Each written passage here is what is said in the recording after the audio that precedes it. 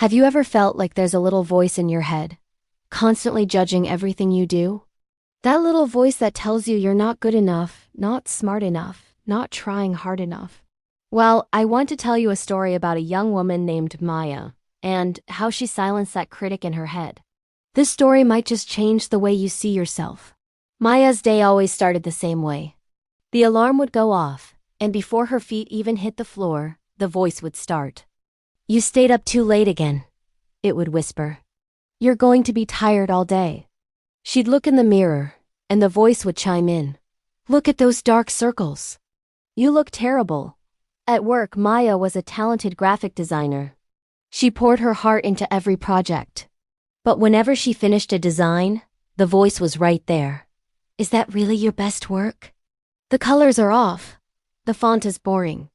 Sarah in the next cubicle could do this in half the time, and it would be twice as good.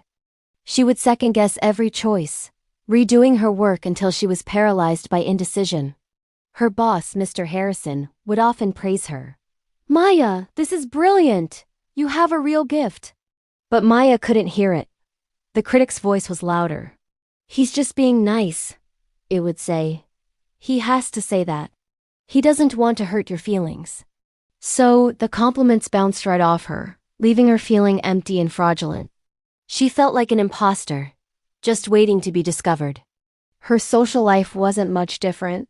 Her friends would invite her out, but the voice always had an excuse. "They're just inviting you out of pity. You'll probably say something awkward. It's better to just stay home." So she would decline, texting back that she was busy, while she sat alone on her couch, the critic her only companion, telling her how lonely she was. One rainy Tuesday, everything changed. She'd been working on it for weeks, barely sleeping, fueled by coffee and anxiety. The critic in her head was relentless. "This is a disaster. You're going to fail. You're going to lose the company, this client. Everyone will know you're a fraud." She stared at her screen, the slides blurring through her tear-filled eyes.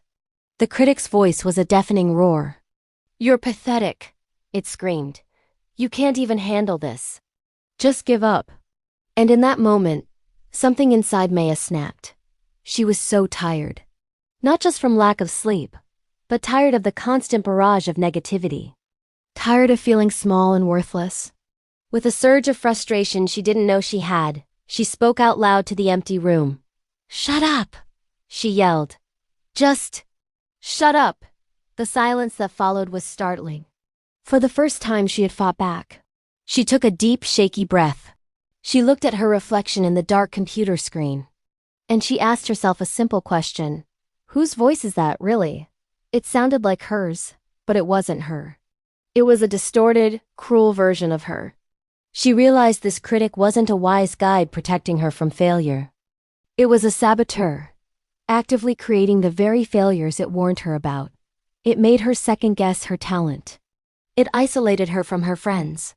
It was the single greatest obstacle in her life, and it lived inside her own mind. She was her own worst enemy. That realization was like a light switch flicking on in a dark room. It didn't magically solve everything, but for the first time, she saw the enemy clearly. It wasn't her boss, her colleagues, or her friends. It was the voice. The next morning, Maya's alarm went off. The voice started its usual routine. "You're going to be tired." But this time, Maya was ready. She took a breath and said, calmly and firmly, "I got enough rest to handle today, and I will be fine." She looked in the mirror. "You look tired," the voice sneered. Maya smiled at her reflection. "I look like someone who is working hard on her dreams," she replied. It felt strange, talking to herself like this, but it also felt powerful. She was replacing the negative thoughts with neutral, or even positive ones. At work, she opened the big presentation. The critic started immediately. "This is still a mess." Maya took a breath. "This is a strong first draft," she told herself. "I can refine it and make it even better." She started working, but this time with a new sense of purpose. Instead of trying to create something perfect to satisfy the critic, she focused on creating something she was genuinely proud of. She trusted her instincts. the ones that the critic had suppressed for so long. She chose bold colors. She used an unconventional font. She poured her authentic self into the slides. The old voice tried to make a comeback. They're going to hate it. You're going to be so embarrassed. But a new, quieter voice was there too. A voice that sounded more like the real Maya. You've worked hard, it said. You believe in this work. Just be yourself. She walked into the conference room, took a deep breath, and began. She spoke with a passion and confidence that surprised even herself. She wasn't just presenting slides. She was sharing a vision she was proud of. After the presentation, the room was quiet for a moment. The critic screamed, "See? They hate it." But then the lead client stood up, a wide smile on her face. "Maya," she said, "that was absolutely phenomenal. It's exactly the fresh perspective we've been looking for." The praise finally landed. It didn't bounce off. Maya felt it, deep in her chest. A warm, glowing feeling of accomplishment. She had done it. Not by being perfect, but by being brave enough to be herself. The journey wasn't over. Silencing the inner critic is a daily practice, not a one-time victory. There were still days when the voice was loud.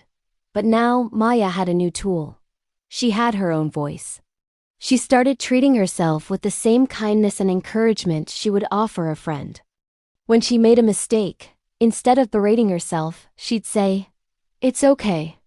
Everyone makes mistakes. What can I learn from this?" When her friends invited her out, she pushed past the critic's fear and said yes. And she discovered they loved her company, awkward moments and all. Maya learned that the critic in her head fed on her belief in it. By questioning it, by talking back to it, by choosing to believe in herself instead, she starved it of its power. Her life began to open up in ways she never thought possible. She got a promotion. She started a new hobby. She laughed more. She felt free. And I want you to know that you have the power to change the conversation. That voice is not the truth. It's just a habit of thought, and habits can be broken. Start small. The next time it tells you can't do something, just ask, "Is that really true?" The next time it points out a flaw, find something you appreciate about yourself instead. Be your own advocate. Be your own cheerleader. Because the kindest voice you'll ever hear is your own. Thank you so much for watching. If this story resonated with you, please subscribe to the channel and ring that notification bell so you don't miss what is next. And I'd love to hear from you in the comments what is one kind thing you can say to yourself today.